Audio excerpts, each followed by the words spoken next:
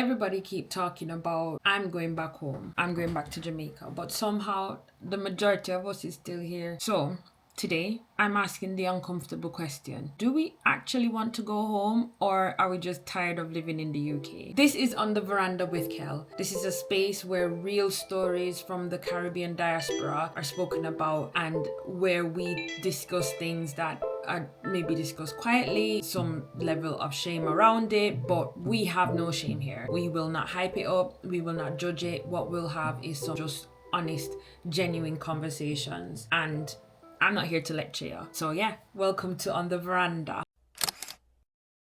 I think that there's a genuine uproar and interest in Jamaica as a culture and country. You know, on the media, it's coming across as a lovely place to live.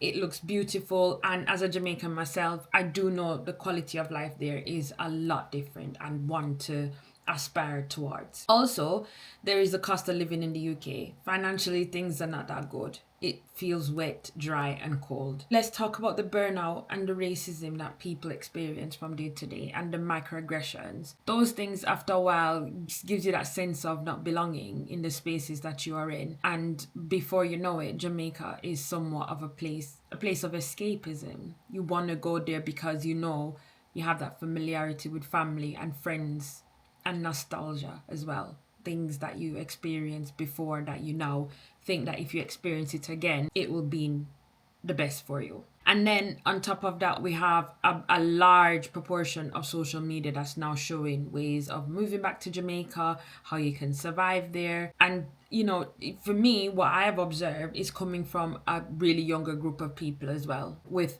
maybe a little bit less responsibility. And then you also remember the Windrush generation, so that's our parents and grandparents, who their intentions were to come to Britain, help to do whatever they can here, earn as much, invest as much as they can so that they can pack up and go home. Some were able to do it, and then there was others who really struggled to get that done. For a lot of us, Jamaica isn't just a place, as I said before, it's an escapism. It's like holiday with a nice drink, you know? Like, it's a feeling of belonging, a family space, somewhere where all your troubles go away. As with all escapism, there's some realities that I feel like we have to pay attention to. And some of those fall into the concept of, for example, healthcare, infrastructure in Jamaica. How are you going to actually earn money? What about your children and their education and their future? And then also for those who wasn't raised in Jamaica and you have bought into the idea of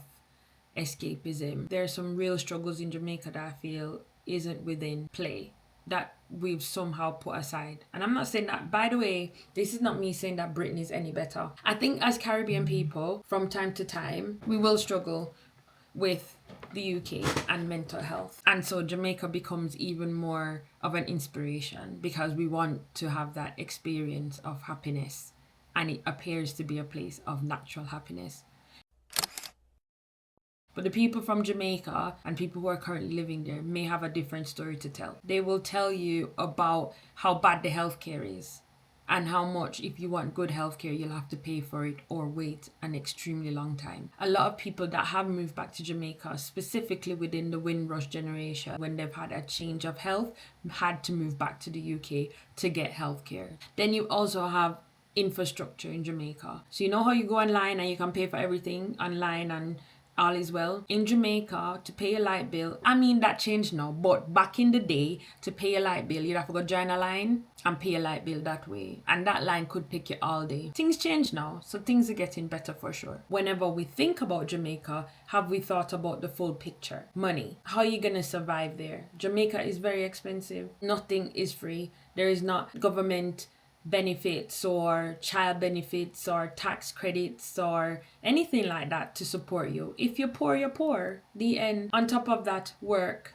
There's a lot of qualified people in Jamaica. A lot. And they are struggling to find jobs there. They have to leave Jamaica to get jobs. So sometimes you love a place deeply and still you can struggle to live there. Another thing, I think that because of us as Jamaican, and also I think the Windrush generation kind of spilled this on us, and because we're proud people as well, nowhere no better than yard, we have this guilt of even thinking that, no, me no really want to go back.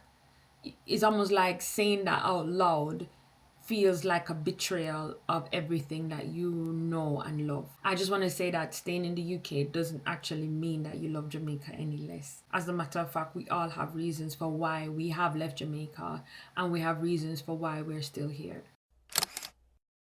My main reason for staying here is my children. I can't imagine having to put them through the Jamaican education system, which, by the way, is amazing and really grounds you and prepares you for the future. But in the same breath, when you leave Jamaica with any qualification of any sort, you are told that it's not enough. I don't want my children to fight that same system. So that's one of my reasons for not wanting to go back at this point. The idea of going back to Jamaica, I know for some people it's genuine. And to be honest with you, the people who want to go back to Jamaica, I don't know, people who actually born and grow there, are people who actually know Jamaica as an adult. Because genuinely speaking, the people them will know Jamaica as an adult, and them are going to pick up them bag and go back first because they remember poverty, they remember the struggles. So yeah, all is good and well, you can go meet up with your friend them and stand up on the roadside and talk and laugh and have a drink and whatever. But when no money no there, life hard. So yeah, everybody say me want to go home, but when the reality actually hits of going home, and then the trauma of not having what you need starts to flicker, then you kind of toy with the two idea.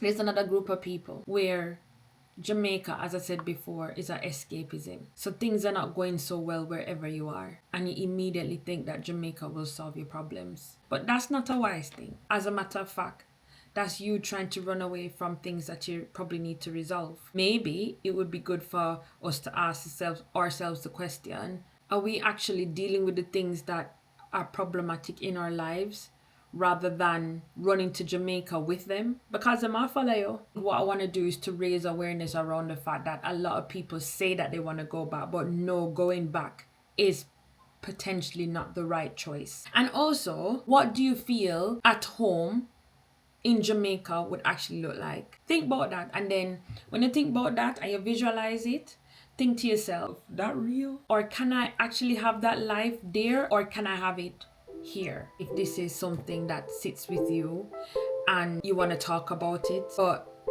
this is what we do on the veranda. We talk about things like this, and we don't necessarily have the easiest conversations either. Thank you for joining me on the veranda.